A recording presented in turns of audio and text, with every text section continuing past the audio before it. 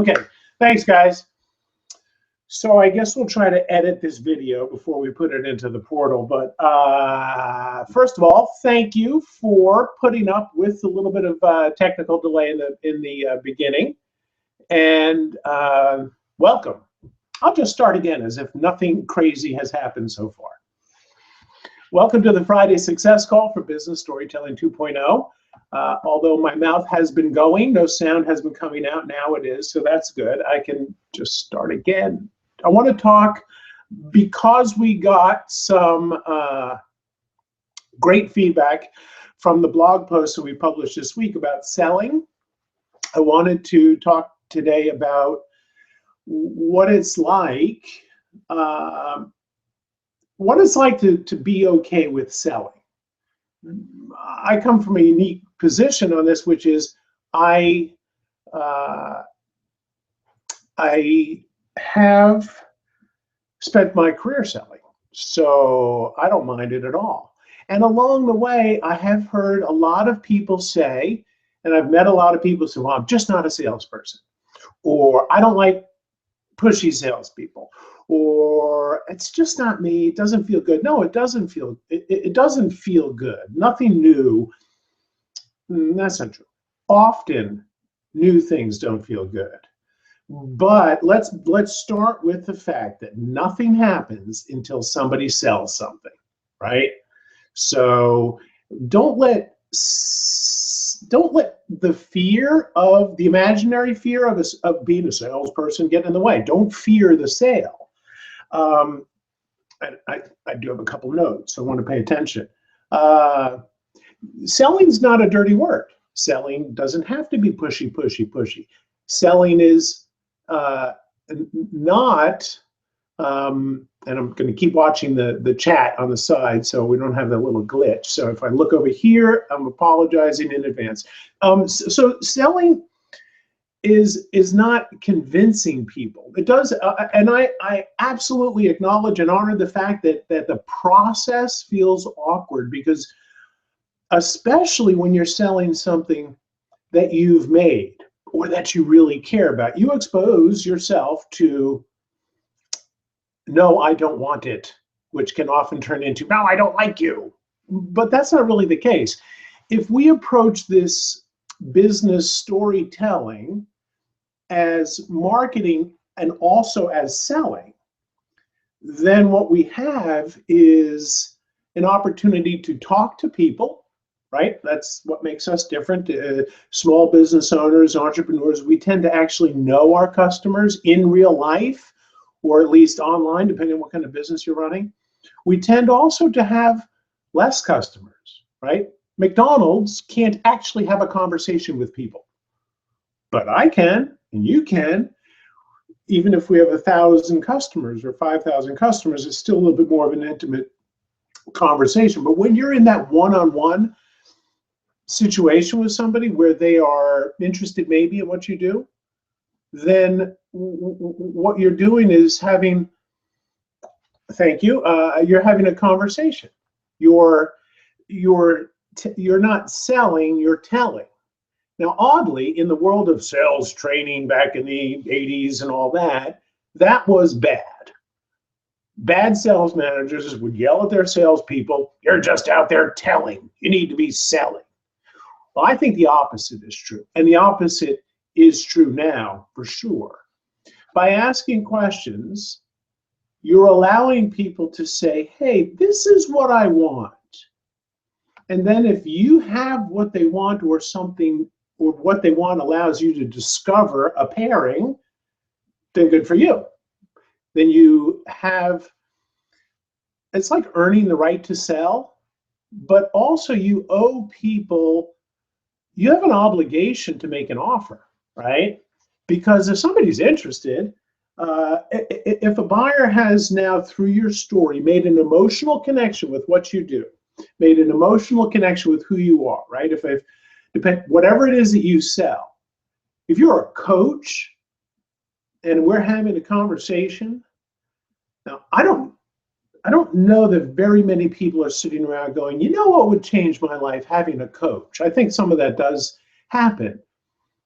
But in the instances in my life where I've had a regular coach to help me hone skills and take my self or my business to the next level, it's always started out as a conversation. And the conversation from the coach, which could be used in nearly any situation, is my clients have this sort of success and these sort of results, of overcome these sort of problems, and it's so great because this is the result, this is the result, this is the result. So in talking to somebody, you begin to realize that they're so focused on their customer that they're not very good at telling you about themselves.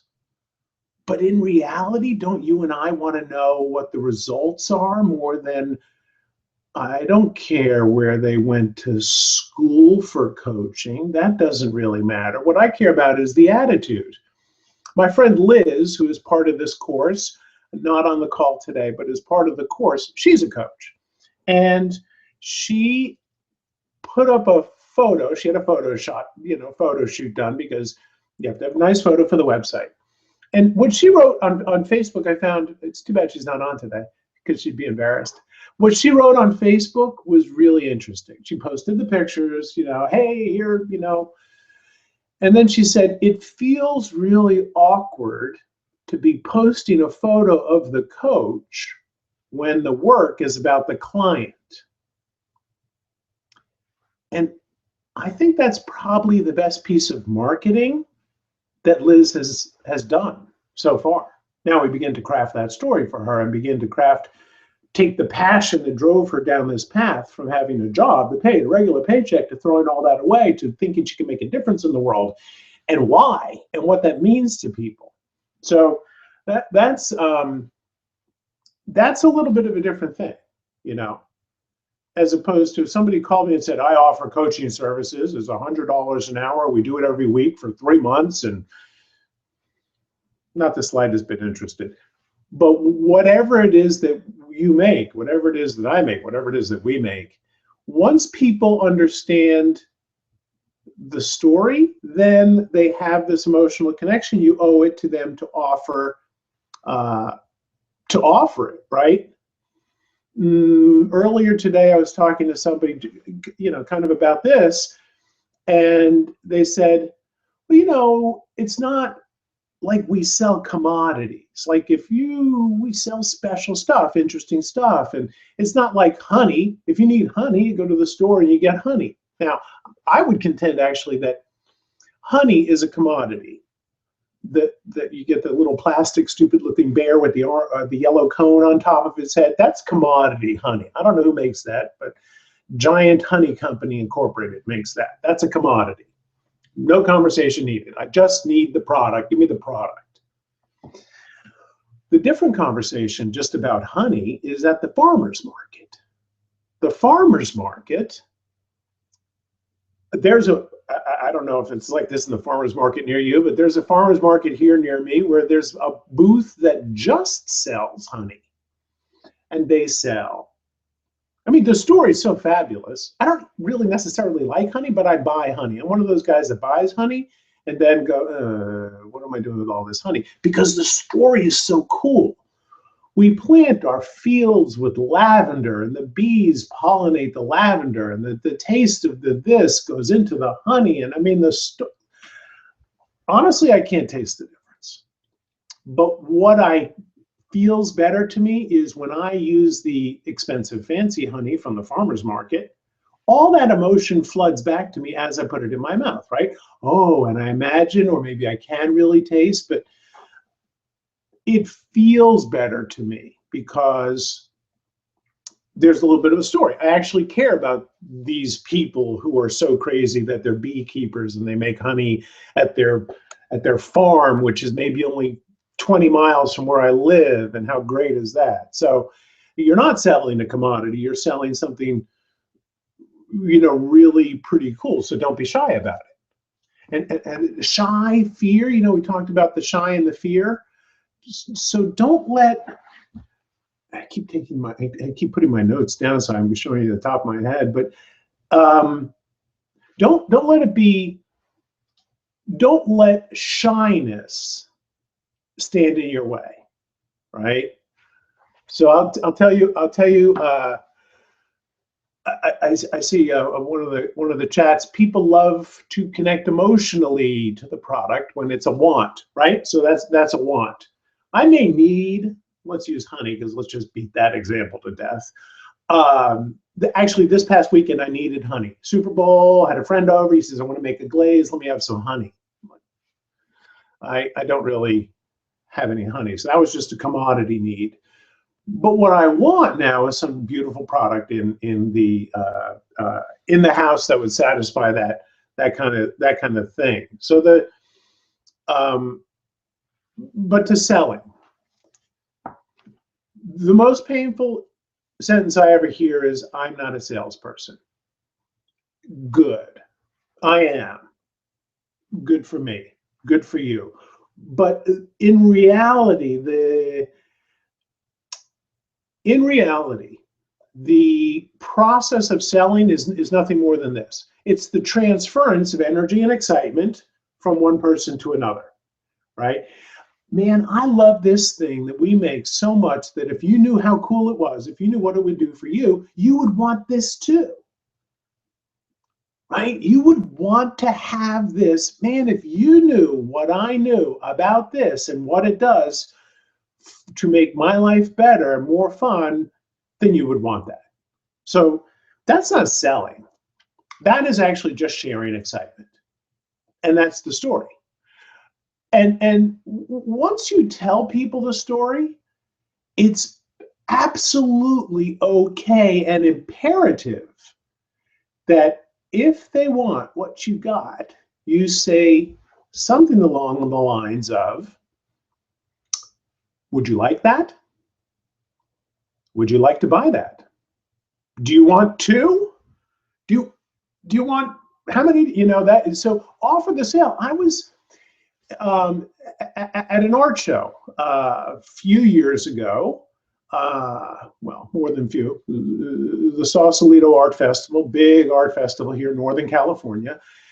And I went one year, and I remember. I love photography. For me, photography is art as opposed to painting or sketching. I just love photography. There was a great photographer there. His whole thing was taking pictures of beautiful autumn leaves reflected in moving water. So it's just these great, gorgeous, glossy prints of color and beauty. And I loved him. I loved it. That's the kind of thing that I just really dig. But that was not like a big banner year for me. This is like maybe 10 years ago. So the truth is, I couldn't afford one, not even a little one. So that, but then the next year, things were a little bit different. And I went back and I found the same guy. And he told me kind of the same thing. And I looked at the artwork, and I looked at the artwork, and I talked to him a little bit, but at this point he's sitting in the folding canvas chair. You ever go to one of these art shows or craft fairs and you see people sitting in the canvas chair in the back reading a book like this? Like, what are you doing? You have all the heartfelt stuff that you've created out there on display. People walk in and see it, and you go, "Let me know if I can help you." No. People are walking in like this. If you think that people are just going to walk into your store and go, "Just looking," they're all walking in with their wallet. The real sentence that they're saying is just looking for a reason to buy something from you. Just looking for a reason to buy something from you. That photographer, I don't know what went on that day, but I had money in my pocket. I liked what he had, and somehow he never made it okay for me to buy. It was the weirdest thing. And I noticed that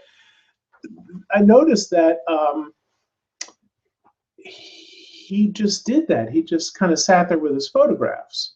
Now, again, art fair, farmers market, these are different examples, probably different examples than anyone on the call is part of, because I want stretch the mind a little bit so you can see how this fits to your business. So art fair, I see art fair chat comments coming. So art fair, yeah, people think of an art fair or a farmer's market with you in a booth. Think of that as your business, right? If people never walk in, they never see anything interesting, they never come into your tent, they never come in your front door, well, then you might want to change what you show in your window or hang in your tent. So they do. But as soon as they walk in, they are interested. Now, they might be interested in just seeing what you have, and then they might discover that, you know what? No, in fact, they're not interested.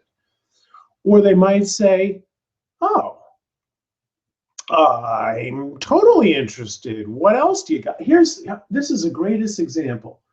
I can't really pull it off. I bet I can. Hang on. Here's something stupid that I bought. So it's like this three-dimensional kind of painting. I'm trying to get it at the side so you can kind of see. So there's no reason for me to have this. It's just sitting around. I don't think it's a clever piece of artwork. I thought that the guy that made it was very interesting, and it's 3 sheets of glass, and it gives this depth. And he told me this great story about how it really engaged the brain and this and that. And that thing cost $90. $90. That may not sound like a lot of money, but I'm kind of thrifty. Some would say cheap. So I bought the story. I don't love the thing. I like the thing. It's kind of cool because it does have a little bit of emotional attachment to it from that day. It's like a souvenir more than a thing I bought. But he was so excited about it that he transferred his excitement to me. He thought this was so cool. He thought this thing was so cool that I caught the fever, right? Because otherwise, I see two comments that I make often. So someone's feeding this back to me. 2 things. Zig Ziglar, old classic sales trainer, great guy, one of my early mentors in sales. He used to say, shy salespeople have thin kids, right? Shy salespeople have thin kids, meaning if you don't get out and sell something, what are your kids going to eat for dinner? So, and it's okay because you made this thing. And let's take two examples here. You might have made this thing, and you're selling it. So there's a story. Wow, I make this because of this need that I had, that I discovered could be fulfilled, solved, healed, changed, whatever, with this product service that I do. And if you have the same need, pain, hole, healing needed, whatever, then this will work for you, right? So this is, so if you're making something, a service, a product, if you're doing something, then you have an easy story to tell. And the story that you should really tell in that way is, I do this because my customers get this kind of benefit. My customers get this kind of result. My customers get this kind of good feeling. Because I don't honestly care why you do it. That's interesting to me. That creates emotional connection. But once that's done, once that connection's established, I want the circuit to be complete. So yes, why you do what you do is what brings me in and makes me believe and trust you and like you. And then I want you to complete that circuit with me and say, oh, by the way, Mike, here's what's in it for you. Here's how your life gets better. Here's proof. My customer Bob had this experience. My customer Mary had this experience. My customer, you got it? So it's, if you talk about your customers' benefits, how your customers enjoy the product that you sell, that's technically selling. But it won't feel awkward, won't feel bad, won't feel dirty, won't feel all these things that you imagine. And then the easier that it gets, the easier then that it is. and the easier it becomes. So you realize you're just having a conversation with people. You're not actually, um, you're not tricking them. You're not convincing them. You're not hammering them to buy something. You are merely being you, open and focused and giving and caring, right? The same reason we do what we do. And people will see that. So don't be afraid of the sale. And because I do, man, I'll tell you, okay, so we got a couple of comments. People want to feel good. Okay, that's a great point. People want to feel good because they want a purchase, needing a purchase, needing to get something. You know, some people actually crave the covet. You know, gee, I really want that new camera. I really want that new car. People will have that process for a long time. And sometimes there's a utilitarian need to go buy a new car because your old car broke down. But a lot of times we've stretched those things out, right? So you must engage in a dialogue with your customers that is now storytelling, which takes the place of old school selling, where you feel you're going to get hammered, right? There's the expression, got hammered by the salesperson. Don't ever do that. But this is not a hobby for you. Don't let your business be an expensive hobby. The only thing that's going to make your business a huge success, in addition to your awesome attitude and the great thing that you do, is customers who want to buy it. So 9:29, 12:29 on the East Coast. I do want to be respectful of everybody's time. I know we got a little bit of a late start. I'm seeing a couple of things in the chat. I think we kind of covered them all. I do have another great story about selling and having art fair candles. We'll talk about that on another call, and how people in this world that we live in, the one thing that people don't need is candles, right? We don't need candles. We have electricity. So why do we have candles? Because they provide, it's pure emotion. It's pure sensory overload. It's the flickering of the flame, which appeals to the most primitive part of our caveman brain, the fire good, fire safe, fire end of day in cave. And then candles, absolutely purely an emotional purchase. It's scent. Anytime you smell this insanely great candle, it triggers something in your head that is a good memory, and you're seeking to replicate that good memory or enhance the good memory or relive that good memory with the scent. So purely emotional. And there we go, 9:30. I want to keep us on track. Again, sorry for the weird start today. Thanks for the questions.